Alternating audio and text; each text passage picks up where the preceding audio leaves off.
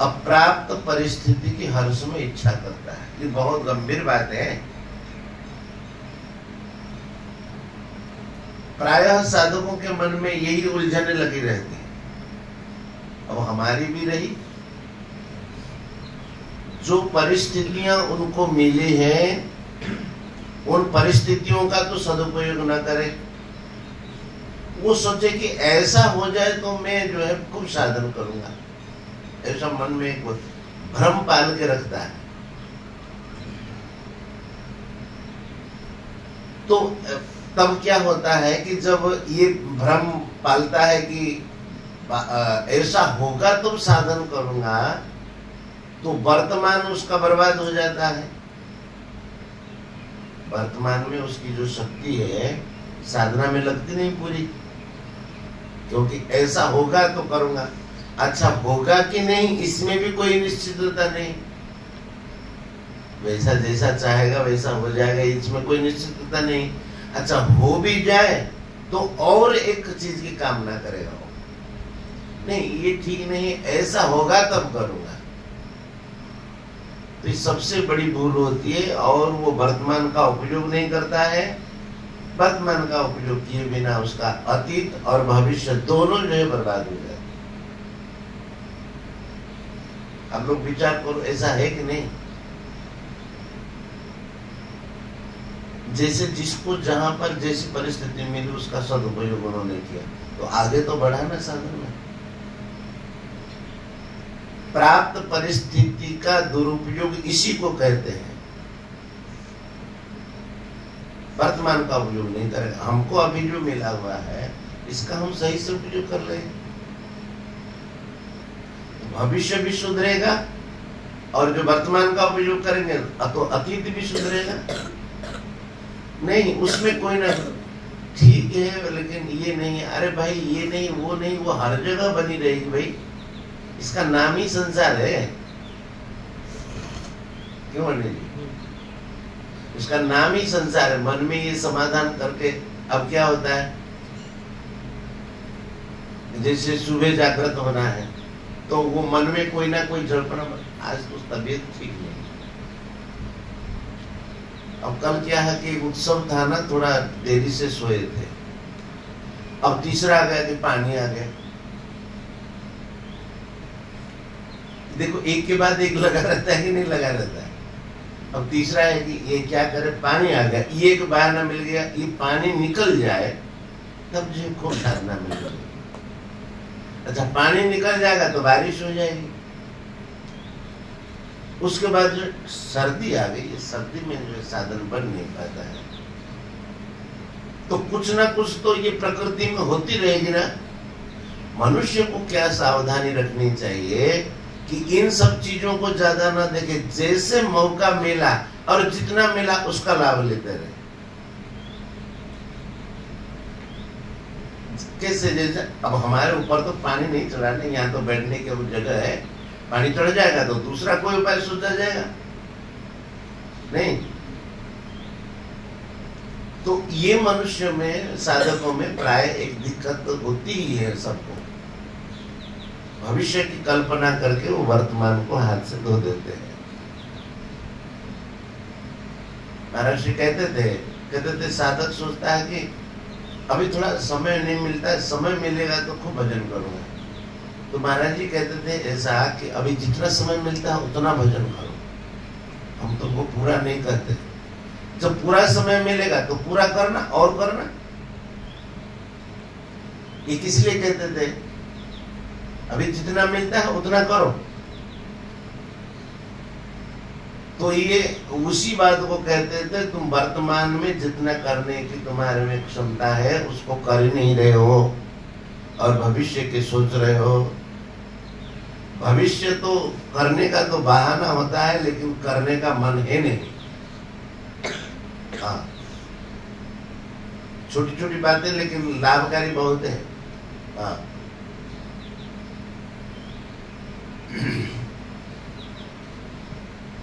अब रोजाना ऐसा ऐसा ऐसा ऐसा बीतते जाएगा, वर्ष भर बीत जाएगा। आज ये है, कल वो है, कल वो है। अब देखो उसके बीच में हम लोगों ने करने का प्रयास किया, इतना तो पढ़ ही है ना। जैसे जैसे समय मिला करते रहे।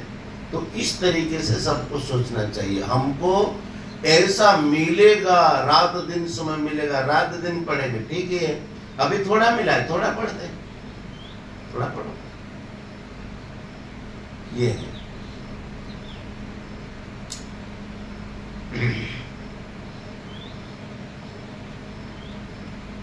श्री वृंदावन बिहारी लाल की। अब हम लोग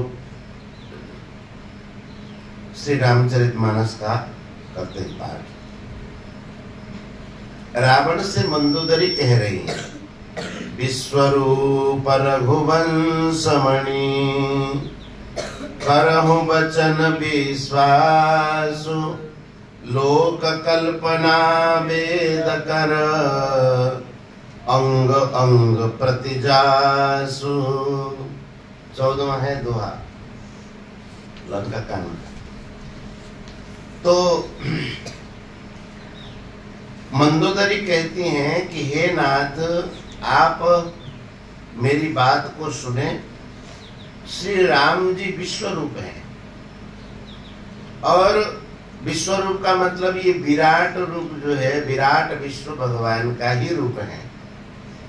और वेदों ने जिनके प्रत्येक अंग में इस विश्व की कल्पना की, लोगों की कल्पना की, ऐसे जो है भगवान श्री रघुनाथ जी। कैसे?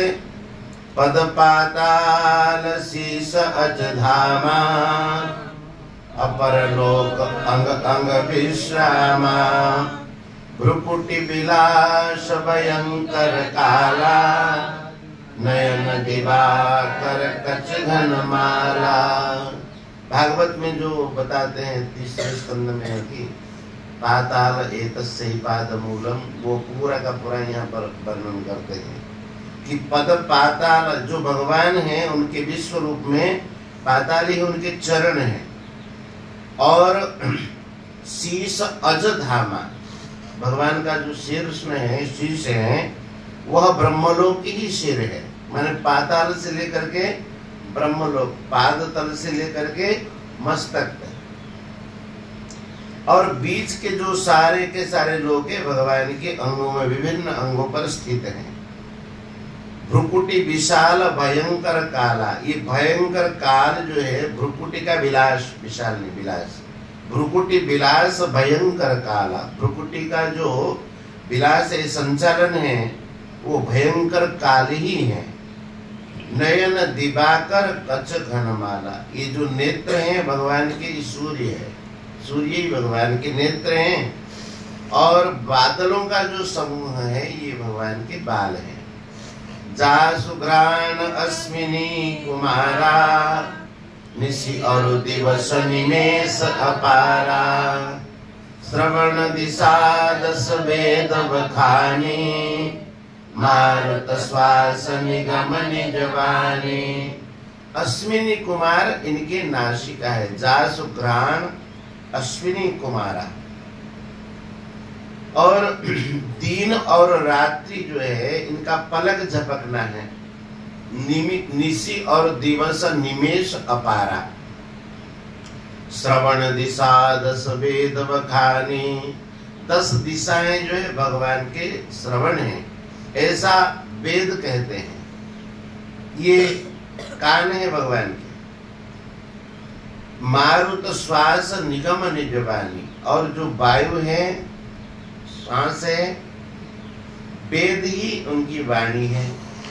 अधर लोभ जम दर्शन कराला माया हास बाहु दिगपाला आनन अनल अम्बुपति जीहा उत्पत्ति पालन प्रलय समीहा रोम राजी अष्टादश धारा अस्थि शैल सरिता न सजारा उदर उदधि अधगो जातना जगमय प्रभु का बहु कल्पना।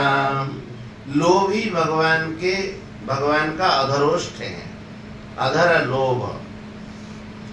और जम दर्शन कराला, भगवान के जो दर्शन माने दंत पंक्तियां हैं वह यमराज हैं।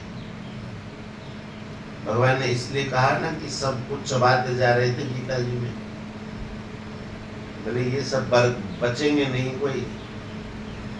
कोई महारथी तो भगवान के दांतों में फंसे हुए थे, जैसे कुछ खाने पर दांतों में फंस जाता है ना, तो ऐसे दांतों में फंस रहे थे।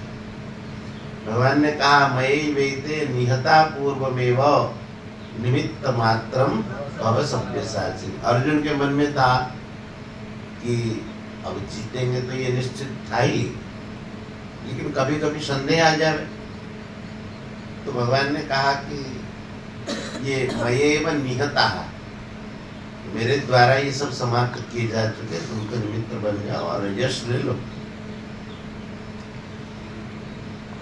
आनन अनल अम्बुपति जीहा, भगवान के जो अग्नि ही उनका मुख है, वरुण जीवा है, जीव है, और उत्पत्ति पालन और जो प्रलय है वो समीहा, ये हमारे चेष्टा, ये भगवान की चेष्टा है। क्या करते हैं? उत्पत्ति करते हैं, स्थिति करते हैं और प्रलय कर देते हैं। ये जो वनस्पतियां हैं भगवान की रोमावली है, रोमराजी अष्टादश भारा, और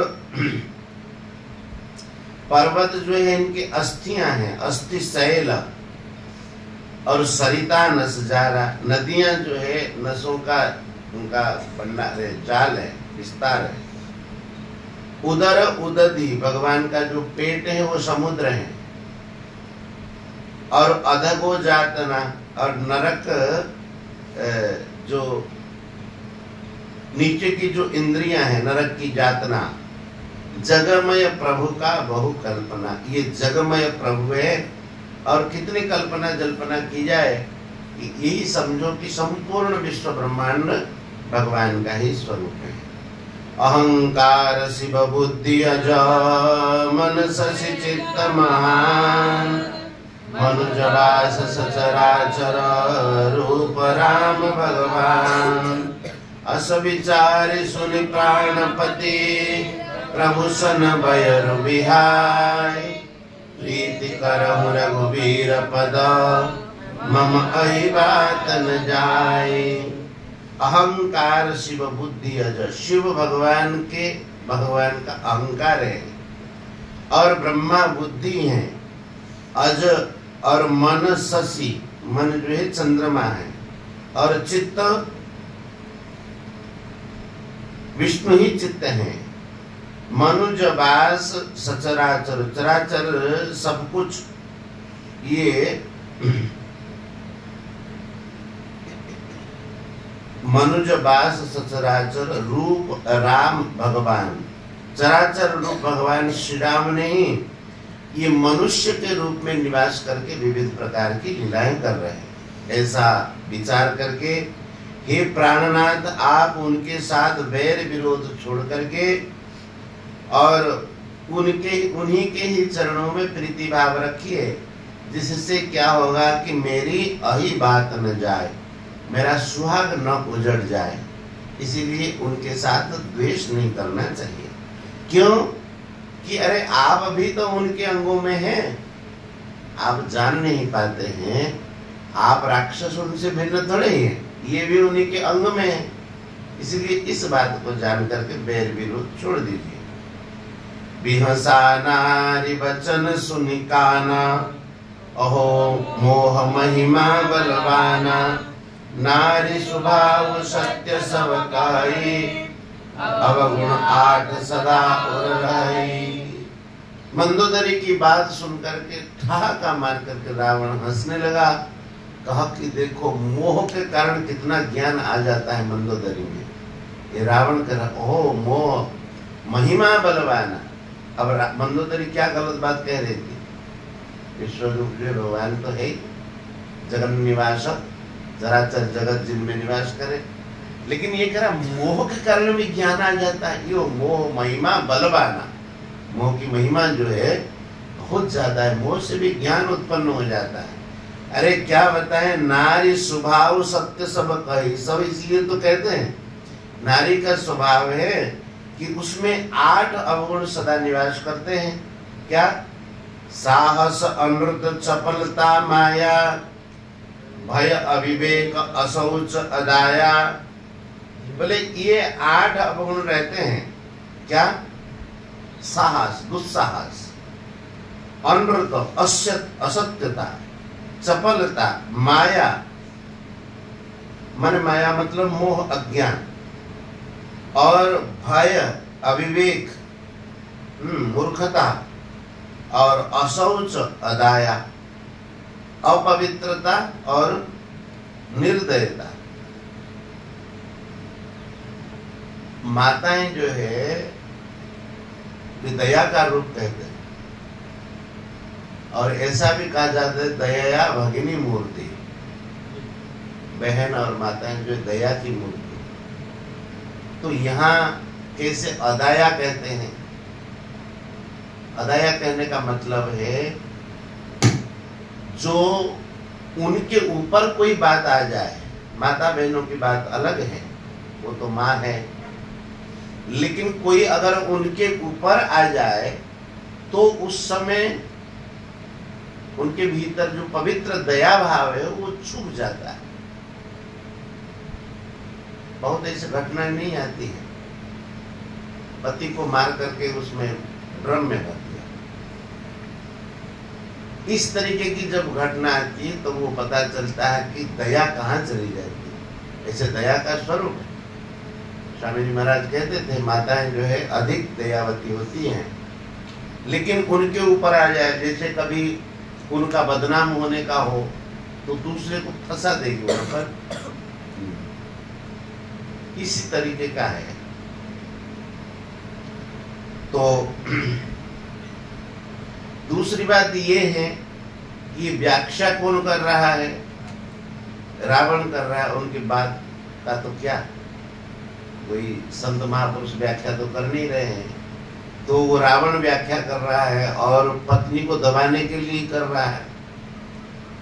तो सो सब प्रिया सह रिपुकर रूप शकल ते गावा, अति विशाल भय मोहि सुनावा।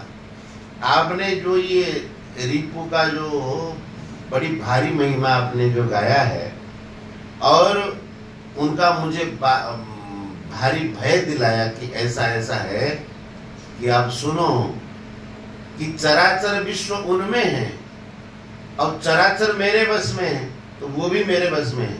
ऐसा ये युक्ति कर रहा है। कौन? रावण युक्ति कर रहा है। सो सब प्रिया सहज बस मोरे, समुझि परा प्रसाद अब तोरे। अब आपके प्रसाद से अब ये बात मुझे समझ में आ गई। ये जो चराचर का आपने वर्णन किया, चराचर विश्व राम जी में है, ऐसा आपने जो कहा है, अभी तक मुझे समझ में नहीं आई थी, कि अब समझ में आ गई आपकी कृपा से कि आप जो है मेरी बड़ाई कर रही हैं इसी बहाने। मेरे स्वामी ऐसे हैं कि चराचर विश्व उनके भीतर, और चराचर में तो वो भी जाते हैं। चराचर मेरे बस में, तो सब कुछ मेरे बस में। अब मुझे समझ में बात आई। रावण कह रहा है, जान्यू प्रिया तोरी चतुराई, यही विधि करहु मोरी प्रभुताई। इसी बहाने आप मेरी प्रभुता का बखान कर रहे हैं, महिमा का बखान कर रही हैं। मुझे बात अब समझ में आई। बहाना कुछ दूसरा है और कोई दूसरी बात कह रहे, मुझे आप श्रेष्ठ बताना था। हे मृगनयनी, आप चिंता छोड़ दीजिए। तब बत कही गूढ़ मृगलोचनी, समुझत सुखद सुनत भय मोचनी। हे मृगनयनी, आपकी ये जो बत कही गूढ़, ये जो आपकी वाणी है बहुत गुप्त है। सब लोगों को ये बात समझ में नहीं आती, लेकिन मैं तो विद्वान हूँ, इसलिए मुझे जल्दी बात समझ में आ गई। ये कैसी वाणी है आपकी, जो समुझत सुखद, अगर समझ ले तो सुख देने वाला है, और सुनने के बाद जो है कोई भय रहेगा नहीं किसी के भीतर। ऐसा जब रावण कहने लगा, मंदोदरी मन महु असठयो, यही काल बस मति भ्रम है। मंदोदरी के मन में ये बात निश्चित हो गई अब जो है ये मेरे पति देव जो है काल के वश में हो गए, इसलिए उनकी मति अब भ्रमित हो गई है, मति भ्रम हो गया है उनको, इसीलिए उल्टी सीधी बात कह रहे कि मेरी प्रसाद से, मेरी कृपा से उन्हें अब बात समझ में आई कि मैं ही उनकी बड़ाई कर रही हूँ। यही विधि करत विनोद बहु प्रात प्रकट स्कंद, सहज असंक लंकपति सभा गयो मदमन अंध, फूल ही फरहि न बेत यद्यपि सुधा बरसहि जलद, मूरख हृदय न चेत जो गुरु मिलहि विरंचि सम। क्या बढ़िया कहते हैं। बादल जबकि अमृत रूपी जलधारा बरसाते और मेघों का यही कारण है, सब वनस्पतियों को ये हरा भरा कर देते बादल, लेकिन फूल ही फरहि न बेत। ये जो बेत होता है, बेत देखे आप लोग, उसका पेड़ देखे नहीं देखे? बेत जानते हैं, जो पिटाई में काम भी आता है, और पहले गुरुजी लोग जो शासन करते थे बेत्र से, आनी अरे वेत्र क्या है ना, उसमें संडा मरकोने लाओ रे, कोई बेत लाओ, तो गुरुजी लोग उसी से, क्योंकि वो फटता कम था और टूटता तो नहीं बिल्कुल। आज भी पुलिस लोग जो डंडा लेते हैं वो बेत का ही है। जगन्नाथ मंदिर में भी लेते हैं पंडित लोग, जगन्नाथ मंदिर में जो सिर में लगाते हैं, उसकी तो बड़ी भारी महिमा लिखी है। उस वेत्राघात से सब पाप जो है दूर हो जाते हैं, स्कंद पुराण में उसका लिखा है। तो चौकी वौकी नहीं बनाते हैं, वेद के भी बनाते हैं। तो वो जो पेड़ होता है उसमें फल और फूल नहीं आता, वो कांटे कांटे होते हैं। और जंगलों में तो हमने खूब देखे हैं, और ऐसे तीखे तीखे लंबे लंबे उसके पत्ते हैं, और पत्ते के ऊपर कांटा जैसा होगा, तीखा होगा, ऐसे जैसे तार के पत्ते हैं उस तरीके का तो नहीं, पेड़ जैसे गन्ना है लगभग उसी प्रकार के ही है। तो उसमें ना तो फल आता है और न फूल आता है। प्राय वृक्षों में फल न आए तो फूल तो आ ही जाता है, लेकिन फूल ही फरहि न बेत यद्यपि सुधा बरसहि जलद। जबकि बादल अमृत वर्षा करते हैं, लेकिन बेत जो है ना तो फूलता और फलता है। वैसे ही ब्रह्मा के समान भी अगर ज्ञानी गुरु मिल जाए ना, मूर्ख हृदय न चेत जो गुरु मिलहि बिरंचि सम। अच्छा, बिरंचि सम गुरु मिल जाए तो उसको ज्ञान क्यों नहीं होता है? क्यों ज्ञान नहीं होता है? गुरु मिल जाए तो ज्ञान हो जाना चाहिए। जो गुरु मिलहि बिरंचि सम मूर्ख हृदय न चेत, मूर्ख हृदय में चेत नहीं होता। क्यों? इसका कारण है वो कुछ कहे और कुछ अर्थ लगाए तो कैसे होगा? हम नहीं मानते तुम्हारी बात, अब कैसे होगा आप बताइए। एक कोई उपाय आप लोगों के पास कोई उपाय हो तो? अब मंदोदरी स्पष्ट करके समझा रही हैं, भगवान जो चराचर के निवास भगवान है, विश्व रूप का वर्णन करे। अब ये क्या कर रहा है, बात को कहाँ घुमा रहा है? बोले अब समझ में आ गया कि इसी बहाने तुम जो है मेरी बड़ाई कर रही हो। चराचर विश्व तो मुझ में है, मेरे बस में है कि नहीं सर? हाँ, अब उसको कैसे ज्ञान हो जो बातों को उल्टा दे, माने नहीं, उसको ज्ञान नहीं हो सकता है। वही कहते हैं मूर्ख हृदय न चेत। और मूर्ख के क्या चिन्ह है? मूर्ख से पंच चिन्हानि। और हठी दुर्वचनी तथा हठीचा प्रियवादीच परोक्तम नैव मन्यते। मूर्ख से पंच चिन्हानि, इसको शुरू में और कुछ है याद है पंडित जी? स्मरण तो हमको है थोड़ा पर। मूर्ख से पंच चिन्हानि दुर्वचनी, एक शब्द में कुछ फर्क हो रहा है। दुर्वचनी तथा है तो सही है, गर्वी दुर्वचनी तथा कुछ ऐसा ही होगा। और हठी चाप्रियवादी च परोक्तम नैव मन्यते। सबसे बड़ा चिन्ह है, किसी दूसरे ने अगर कह दिया इसको ऐसा करना, बोले अब नहीं मानेंगे, ये सबसे मूर्ख का चिन्ह है। अब जब प्रकृति का कोड़ा बजता है तब तो अपने आप में मानना है उसको, नहीं तो गरीबी दुर्वचन ही तथा गर्व करता है, दुर्वचन बोलता है, हट है, जिसको पकड़ लिया उसको पकड़ लिया। अप्रियवादी छ, हर समय कटु बोलता है, और सबसे बड़ा लक्षण किसी ने अगर उसको कह दिया कि ऐसा है भाई, तो बोले कि हम नहीं बदले, पर्वतम नहीं बदले। अब जैसे किसी ने कहा कि पानी आएगा, हम नहीं मानते, नहीं आएगा। कोई भी चीज उसको अगर कह दिया कि ऐसा करना चाहिए, अब नहीं करेगा, ये उसका चिन्ह है, रावण का जैसा चिन्ह है। तो अब इधर क्या हो रहा है, ये तो मंदोदरी और रावण का संवाद हो गया। अब यहाँ प्रात जागे रघुराई,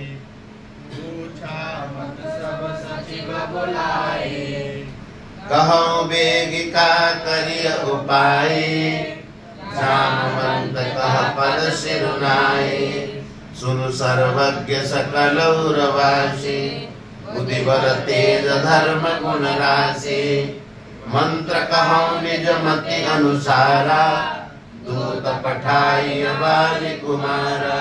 इस पक्ष में कोई किसी के बात को नहीं काटता, ये विजय का लक्षण। एक कही दूजे ने मानी, गोरख कहे दोनों ही ज्ञानी, और एक कही दूजे ने उत्थापी, एक ने कह दिया और दूसरे ने उसको उखाड़ के फेंक दिया, नहीं, तो गोरख कहे दोनों ही पापी, ये दोनों पापी है। वहां कार्य सिद्धि होने वाला नहीं, एक पूर्व की ओर एक पश्चिम की ओर चलेगा, एक कहेगा कि इडली बनाएंगे, दूसरा कह रहा कि नहीं डोसा बनाएंगे, तो संस्था व्यवस्था चलेगी क्या? यहाँ भगवान की यहाँ कैसी व्यवस्था है, कोई एक अगर सलाह देता है तो उस बात को सब एक मत होकर के मानते हैं। कौरव लोग क्यों विनष्ट हो गए? जबकि उनमें कम शक्ति नहीं थी। एक तो भगवान को उन्होंने वर्ण नहीं किया, अर्जुन ने भगवान को वर्ण किया, दूसरी बात धर्म इनके पक्ष में था, तीसरी बात यह है कि कौरवों के पक्ष में एकता थी, जो नहीं पांडवों के पक्ष में एकता थी कि जो कि कौरवों के पक्ष में नहीं। एक कहे दूसरा उसका उल्टा चले, अब ऐसे कहीं युद्ध होता है? तो यहाँ क्या हुआ, यहाँ प्रात जागे रघुराई, भगवान जागृत हुए और सबको सचिवों को बुला करके पूछा, आप लोग अपना अपना विचार दीजिए क्या करना चाहिए। और शीश नवा करके श्री जाम्बवान जी बोले कि भगवान आप तो सब जानते ही हैं, आप तो अंतर्यामी हैं, सुन सर्वज्ञ सकल उर्वासी, बुद्धिबल तेज धर्म गुण राशि, मंत्र कहो निज मति अनुसारा। मैं अपनी बुद्धि के हिसाब से एक मंत्र मैंने सलाह देता हूं, और दूत पठाइए बाली कुमारा, कहते कि बाली कुमार को अंगद को दूत बना करके भेजा जाए। सबको लगा कि वाह वाह ये बहुत बढ़िया बात है, नीक मंत्र सबके मन माना, अंगद सन कह कृपा निधाना, बाली तनय बुद्धि बल गुण धामा, लंका जाऊ तात मम कामा, कहु बुझाय तुम्हें का कहूं, परम चतुर में जानत अहूं, काजु हमार सुहित होई, रिपुसन करे बत कही सोई। भगवान ने संक्षेप में कहा कि आप तो बाली के पुत्र हैं और बुद्धि बल के जो है आप धाम हैं, इसीलिए आपको अधिक क्या कहना है, इतना मैं संक्षेप से सूत्र रूप में आपको बता देता हूं कि काज हमारो तासु हित हो, रिपुसन करे बत कही सोई, शत्रु से जाकर के ऐसी बात करना जिससे हमारा कार्य सिद्ध हो जाए, माने हमको जानकी जी मिल जाए, और तासु हित हो, उसका भी अहित न हो, उसका भी हित हो, कल्याण हो। माने शत्रु के साथ कैसा व्यवहार करना है भगवान ने बता दिया मंत्र। प्रभु आज्ञा धरि शीस चरण बंदी अंगद उठ्यो, सोई गुण सागर ईश राम कृपा जा पर करहूं। स्वयं सिद्ध सब काज नाथ मोहि आदर दियो, अस विचार युवराज तन पुलकित हर्षित हियो। अंगद जी सोच रहे हैं कि भगवान तो स्वयं सिद्ध सब काज, स्वयं सिद्ध उनके सारे के सारे कार्य हैं, लेकिन हमारे लिए भगवान हमें आज्ञा दे करके अपना कर रहे हैं। अपना करके भगवान ने हमें यह कार्य सौंपा है, ऐसा सोच करके अंगद जो है आनंदित हो गए। भगवान के चरणों में शीश नवा करके अब अंगद चल रहे हैं। बंदी चरण उर धरि प्रभुताई, अंगद चले उस समय सिरुनाई। प्रभु प्रताप उर सहज असंका, रणबांकुरा वाली सुत बंका। ये समझ में आता ही है, ये बड़ा योद्धा है, अंगद जी बड़े योद्धा है। पुर पैठत रावण कर बेटा, खेलत रहा सोई गए बेटा। बात निबात कर सबड़ी आई, जुगल अतुल बल पुनि तरुणाई। ये जैसे अंगद जी प्रवेश किए, उस समय वहां पर रावण का बेटा वो वहां पर खेल रहा था, उनसे अब भेंट हो गई। भेंट होने के बाद अंगद ने पूछा होगा कि रास्ता किधर है, वो उल्टा सीधा बोला। जब उल्टा सीधा बोला, ये भी युवक है वो भी युवक है, अब युवावस्था में ज्ञान कम होता है, नहीं कहते हैं ना, ये युवावस्था में ये दोष आ जाते हैं। एक श्लोक आता है ना नीति श्लोक में, एकैकमप्यनर्थाय किमु यत्र चतुष्टयम्, यौवनम धन संपत्ति प्रभुत्वम अभिवेकिता। यौवनम माने युवावस्था में जवानपना, और धन संपत्ति, प्रभुत्व और अभिवेक, ये चार जो है एक एक अनर्थ करने वाला। क्यों? उसमें सहने की शक्ति नहीं होती।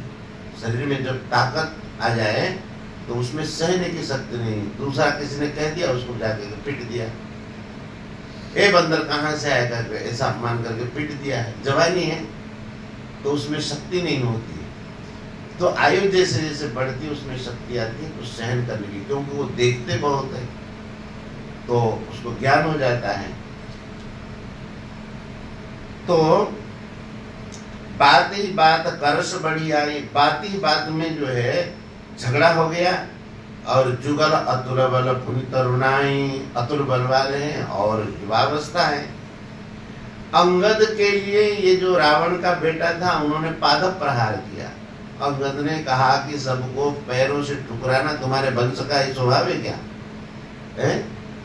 मैं तुमको कुछ कह नहीं रहा हूँ, रास्ता ही पूछ रहा हूँ, कुछ बातचीत कर रहा हूँ। पिता ने तुम्हारा पादप प्रहार किया, विभीषण जी हमारे यहाँ गए और तुम पैर उठाते हो। लात मारने का अभ्यास है, एकदम पैर को पकड़ करके घुमा के ऐसे पटका अंगद। तेज तो थे ही अंगद, ते ही अंगद कहो, ते ही अंगद कहो लात उठाई, कह पद पटके भूमि भवाई। ऐसे पटका, वो भूमि में पटका और जो है वह तो वहीं पर समाप्त हो गया। निश्चर निकर देख भट भारी, जहां तहां चले न सकई पुकारी। निशिचर बाकी जो थे देखा कि अरे एक बानर आया था और ये दूसरा आया है। सब जो है जहां तहां जो भग गए, भूख अब किसी को नहीं रही। डींग हाँक रहे थे ना कि अरे बंदरों से क्या डरना है, असुर सब खा करके भूख पिटाएंगे। तो अब भूख नहीं रही, डर के मारे जहां तहां सब लोग भाग गए और ऐसी कोई बोल नहीं पाया, एकदम चुप। किसी ने कहा कि अगर हम जाकर के सूचना देते तो हमारी बारी न आ जाए। एक एक सन मरम न कहे समुझता सुबद, चुप कर रहे, कोई किसी को कुछ बोलता नहीं। भयो कोलाहल नगर मजारी, आवा कपिलंका जय जारी। बंदरों को देखने से सब हो हल्ला करते हैं, उनको कोई पटाखा फोड़ता है, कोई कुछ करता है। तो ऐसे ही हो हल्ला हो गया कि अवधों कहा करिहि करतारा, अति सभीत सब कहई बिचारा। बिनु पूछे मगु देहि दिखाई, जेहि बिलोक सोई जाई।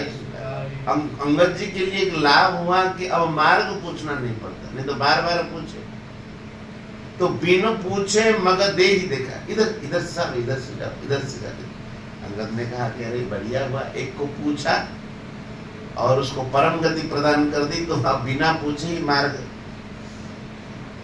आजकल जैसे वो फिट कर देते हैं ना मोबाइल में, बिना पूछे ही अपने आप रास्ता बता, यहाँ से 2 किलोमीटर जाए, यहाँ से मोड़े, यहाँ से दाएं, बताता। तो ऐसे बिना पूछे मगु देहि देखा, जेहि बिलो। अगर ये अपने अंगद जी किसको नजर करके देख लिए, अब मानो वो तो उसके शरीर से खून ही सूख गया, वो सूख गया। डर के मारे गयो सभा दरबार, तब सुमिर राम पद कंज। सिंहट वनीत चितव, धीर वीर बल पुंज। सिंह के समान इधर उधर देखते हुए सभा के भीतर गए। यहीं पर रखते हैं सभा में, कुछ डराने दीजिए इनको। श्री राम जय जय राम। श्री राम जय जय राम। श्री राम जय जय राम। श्री राम जय जय राम। श्री राम जय जय राम। श्री राम जय जय राम। श्री राम जय जय राम। श्री राम जय जय राम। श्री राम जय जय राम। श्री राम जय जय राम। वृंदावन बिहारी लाल की, श्री राधा रानी की, श्री जगन्नाथ महाप्रभु की, श्यावर रामचंद्र भगवान की, श्री अवध धाम की, श्री सरयू मैया की, श्री वृंदावन धाम की, श्री यमुने रस महारानी की, सब संत भक्तन की, श्री गीता गंगा गौ माता की। जय जय श्री राधे श्याम, जय जय श्री सीताराम। और एक ख्याल रख